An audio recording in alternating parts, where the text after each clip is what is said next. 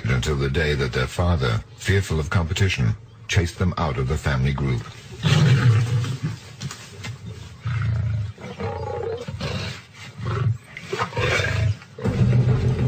Overnight, the adolescents were thrown into the greatest challenge of their lives. They now have to come to terms with fending for themselves in a world of which they know nothing. They have to establish their hunting territory despite two handicaps. They are male, and therefore not so good at hunting, and they still have their milk teeth. After a long march to put some distance between them and their dreaded father, the cubs discover a stretch of water. Instinctively, the twins sense that their prey will come to drink here. This, then, will be their hunting ground, their paradise. For what they don't realize is that this territory already has its masters. They have taken up residence in the antechamber of hell. The lords of the manor, the real kings of the jungle, show straight away who's boss around here.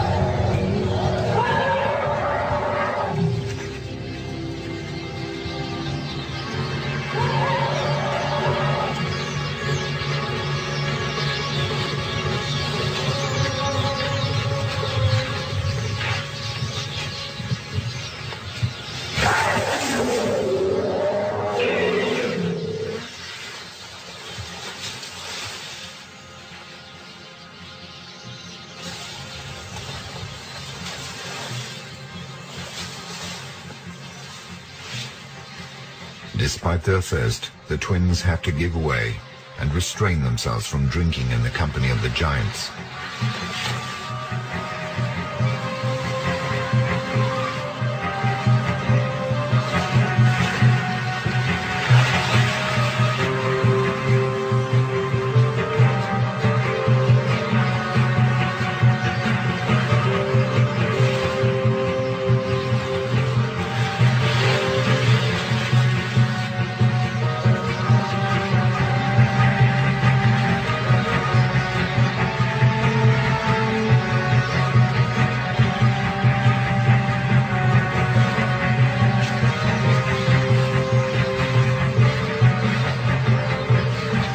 After the elephant's bath, the lion's torment comes to an end at last. This lake is the sole oasis in this sun-scorched corner of the savannah. Not a drop of rain has fallen here for years.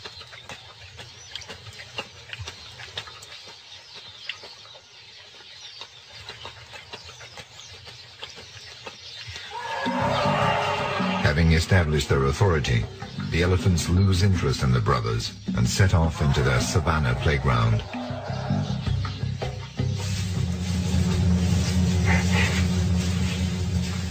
The twins discover the other tenants, a dozen white rhinoceros brought together by the famine.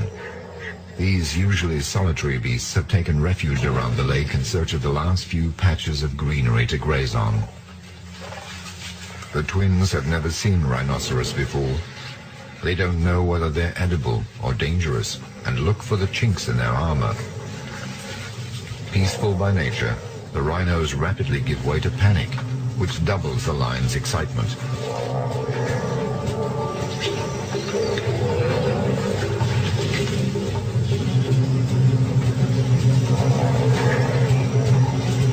Little by little, the rhinos become aware that the lions are no danger to them, and stand their ground.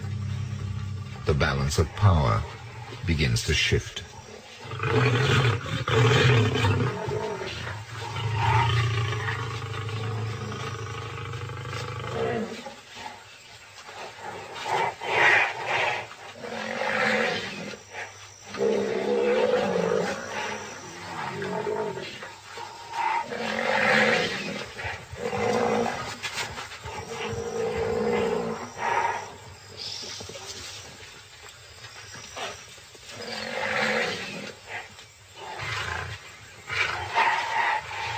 The rhinos are insistent. The lions are obliged to leave their territory.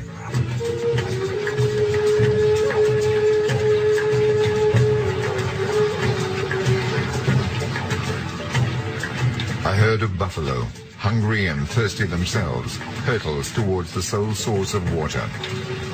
The other animals, even the more powerful rhinos, get caught up in their fearsome charge.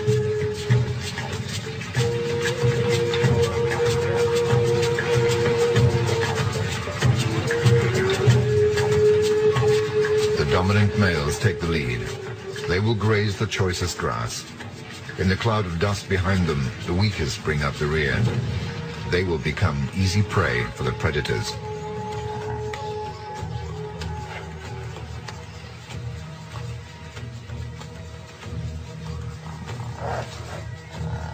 The buffalo are highly attracted to the hindquarters of the females.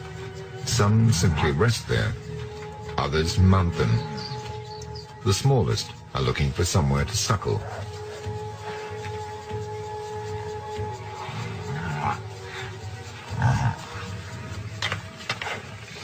The males test their strengths on one another. Only the strongest will have the right to mate with the females.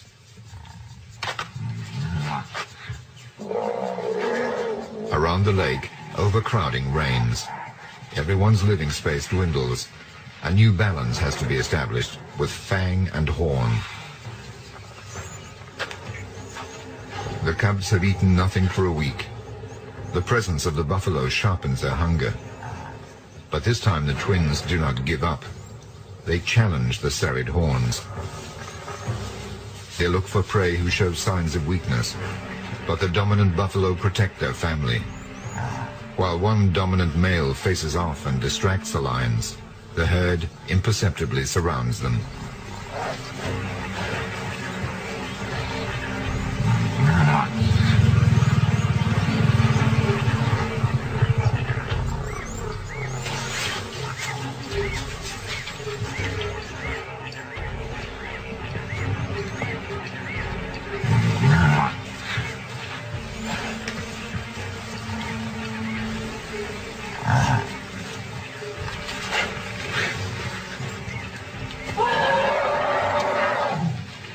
The elephant sees the least opportunity to remind everybody of their dominant position.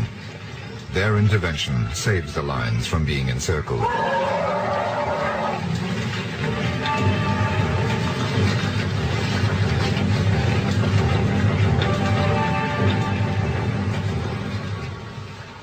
Finally, the lions find easy pickings. At the feet of the rhinoceros lies the body of a stillborn buffalo calf. However, the rhinos are as curious as they are short-sighted. There's a lot of coming and going around the abandoned body as the lions and the rhinos test the balance of power. The herbivores are protecting their last patch of grazing. The carnivores have nothing else to get between their milk teeth.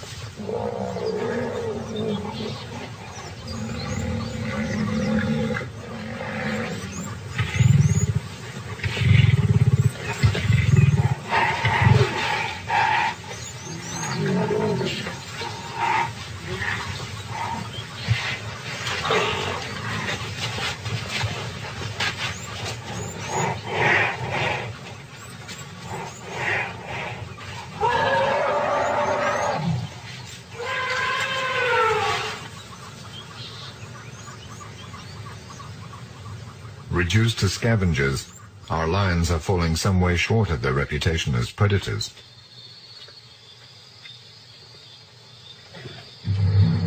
Slyly, the buffalo have taken advantage of nightfall to entrap the lions. The menacing scent of the young lions clings to their nostrils. With outstretched necks, they show their hostility to these scavengers.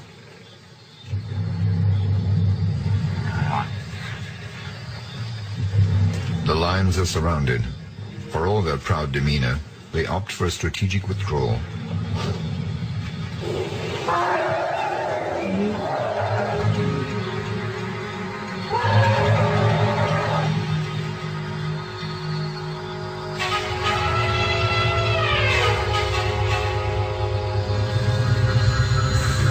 The exhausted twins can only dream about the tender flesh of a stillborn buffalo calf.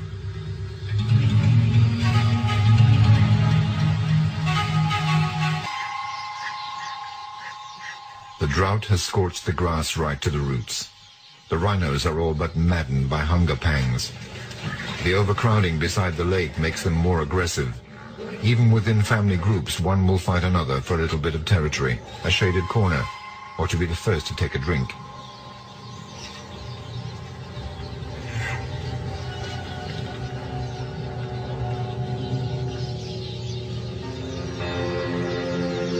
The baking heat exhausts the animals beside the ever-shrinking waters of the lake. It's siesta time, a time for truces. The animals watch each other, too weary to start a fight or to assert their place in the pecking order. Their only concern is to cover themselves in mud to keep the sun off.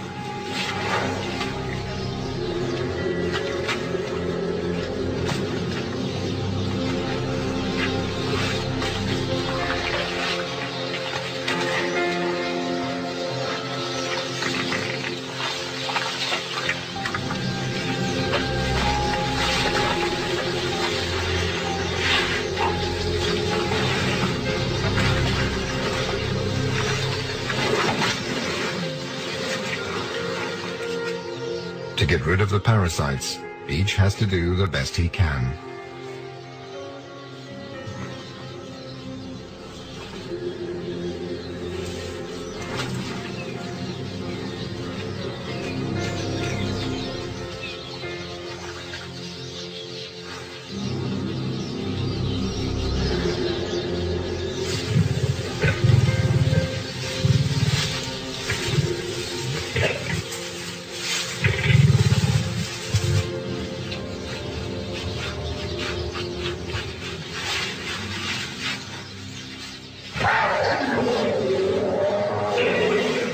When the hottest hours are past, the elephants sound the reveille.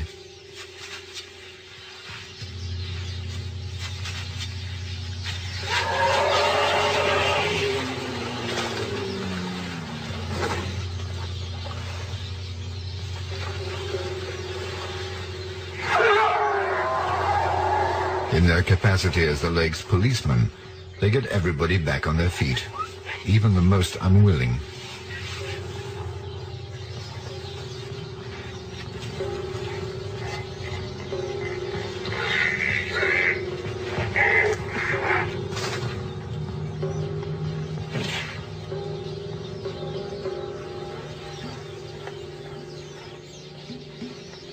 The rhino's horns are covered with wounds and scars. What other dramas are being played out around this lake?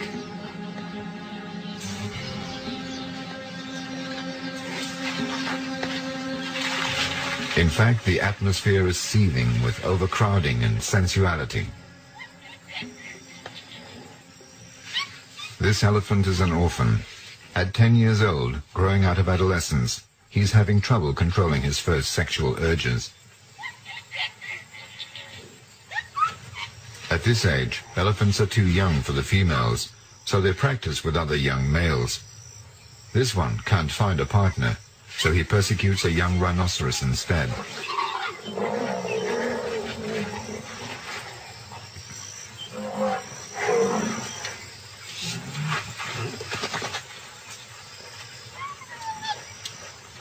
With no family, no adults to moderate his behavior and serve as role models, he adopts unusual patterns of behavior. Normally, the rut lasts a few days each year. However, the absence of adults makes him precocious and extends it to 3 months. The elephant's behavior even becomes cruel. There are no forbidden games in the savannah.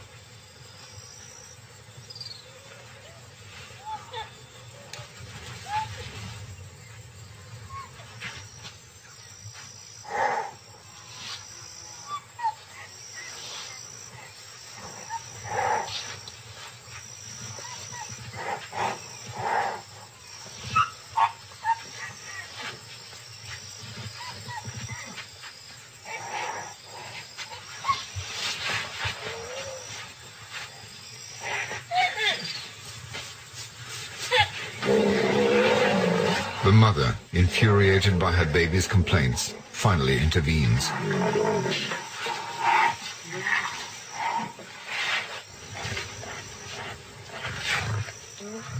At first, the rhino only amuses the elephant, who is delighted to have a playmate.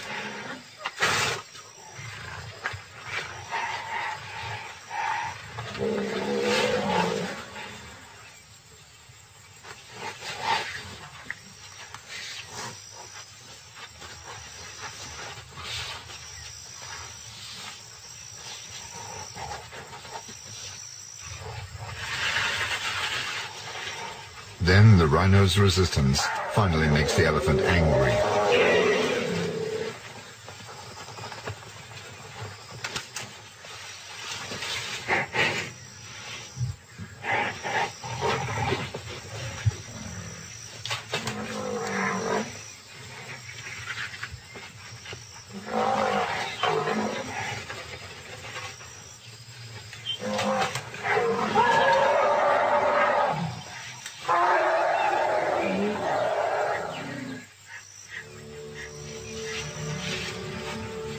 After he's calmed down, the elephant returns to a young female with whom he has a special emotional attachment, but who's too young for a sexual relationship.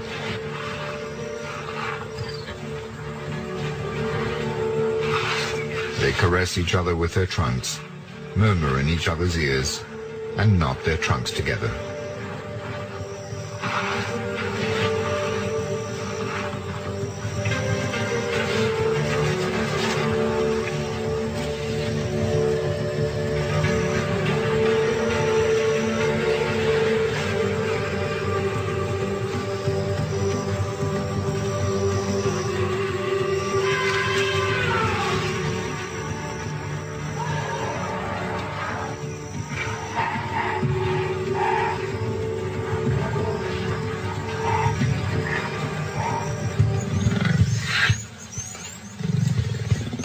A young leopard